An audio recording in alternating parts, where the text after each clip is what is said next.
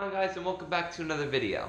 I have a lot to talk about, so let's just jump right into this, the Pixel 3a review. Let's go. So, let's talk about specs.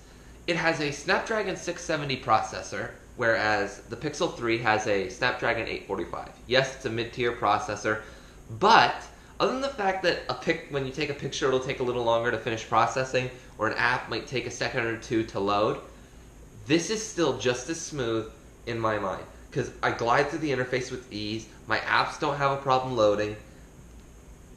Despite that weaker processor, it still does fine. The battery is larger at 3,000 milliamp hours versus 2,915 on the Pixel 3. It only has one front-facing camera instead of two. It's at like an 84 degrees, so it kind of sits between the wide angle and the normal lens from the Pixel 3. The back has the same stellar camera from the Pixel 3, which is just amazing at a $400 price point. The fact that that camera at $400, that alone is amazing. Good for you, Google. Like, that is a good one. So, it also has 4 gigabytes of RAM, which some people might have a problem with that. I don't. 4 gigabytes of RAM is enough for me. 64 gigabytes of storage, that is the only option. No 128 gigs. Sorry, some people might be upset about that. It doesn't bother me. If you need that much storage, just go get the Pixel 3. I mean, you're paying $400 for this thing, so yeah. Now, the SD card slot, the lack of an SD card slot might... I do wish they had that Google would do SD card slots. Like, Apple doesn't do them. Come on, Google, do it. Like, please. But I don't use SD card slots so that often. I only use them on my computer and my GoPro. So on my phone, it doesn't really matter. So 64 gigabytes has always been enough for me. So, I mean, if you really need it, I'd say just go get a different phone. But I mean, like, I don't understand the complaining about the storage and the SD card slot and the $400 phone. I'd say if you're buying a phone at this price point, you're probably willing to deal without those things. I know I am. So, yeah. Anyway, I want to talk about the design now.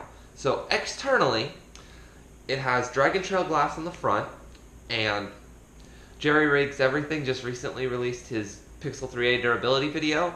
This thing surprisingly has the same Mohs scale of hardness as, it falls on the same area on the Mohs scale of hardness as other phones. So it scratches at a level 6, just like current Gorilla Glass on my Pixel 3. But this is a brand called Dragon Trail, which I've never even heard of until now. So that's nice to know that has similar durability at least. The back is plastic. They said polycarbonate. It's plastic. Like, if you're someone who's like, no, they said polycarbonate, dude, it's just plastic. Like, I don't know what the deal is with muddling it up with words and stuff. Like, just call it plastic. Call it what it is. Again, plastic. Plastic, plastic, plastic. It's plastic. I said plastic too many times. Anyway, they kept the dual tone look, which I love. I love the dual tone look on the Pixel phones. It's clean, it's minimal, it's nice. It only has one front-facing speaker, that's a shame.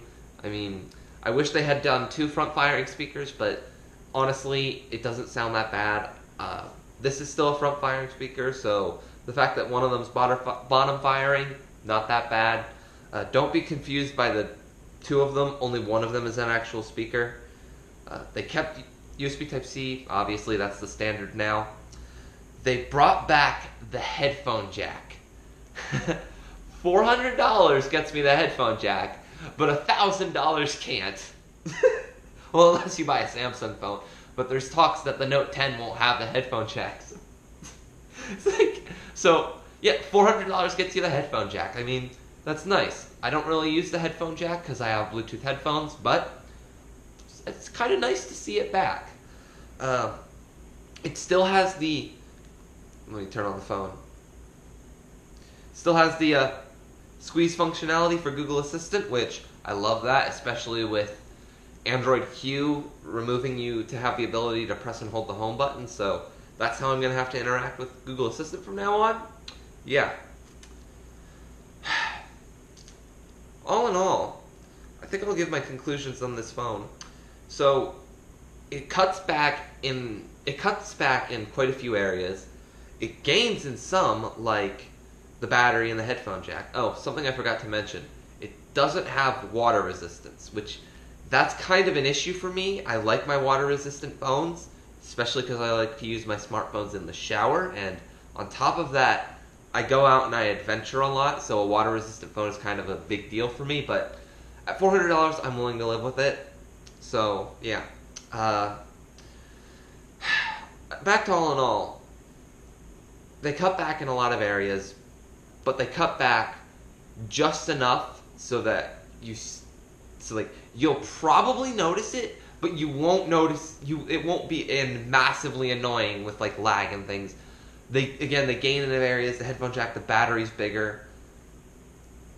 So all in all, this is an amazing $400 smartphone. If you're going to buy a sub $500 smartphone, this is the only one you should be purchasing or even considering. Before, I would have said Motorola, their Motorola G line is an amazing sub $500 phone. I would recommend OnePlus, but they're going above 500 now. So if you're again below 500, it would have been the G line, but now it's this. But I'm going to go a step further and say this: if you're looking into buying a smartphone at all, and you're looking at Android, this. Why? Because it's cheap and it doesn't sacrifice to the point where you'll feel like you're getting a terrible experience. And it is an amazing phone experience priced at $400. You can't beat this. And this, in my mind, has the potential to shake up the smartphone market because of what it does. Amazing camera, amazing software experience, at a less than $500 price point. All in all, if you're looking at getting an Android phone or a Pixel in general, this is the only one that you should be looking at, in my mind. Anyway, I hope you guys enjoyed my review of the Pixel 3a. Stay tuned for more videos coming soon, and peace out.